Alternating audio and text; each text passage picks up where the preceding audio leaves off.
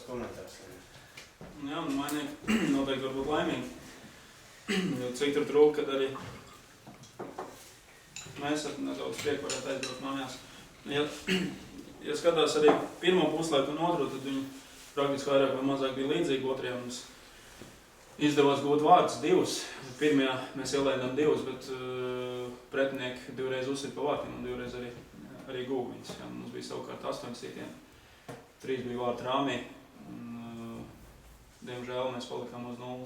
Ja, nu, kaut kur noteikti pieredzes trūkums kaut kādos mirkļos. Ja, noteikti mums neļauj pirmajā puslaikā nospēlēt veiksmīgāk. Ja. Un otro puslaiku arī kā ar pilnu apņēmību sākām, un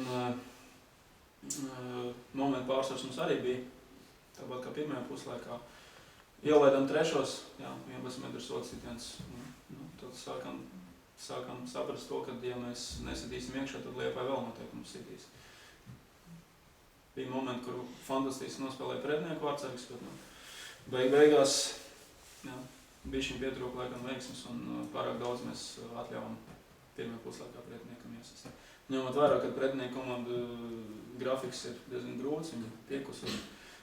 Mēs arī to zinājām, ka mums uz spēles beigām būs spēki priekš tā izdarīt beidzamo spiedienu, bet kaut kur bišķiņ pa īsu. Apsveic Liepai ar uzvaru. Mēs gatavojamies nākamajai spēlē.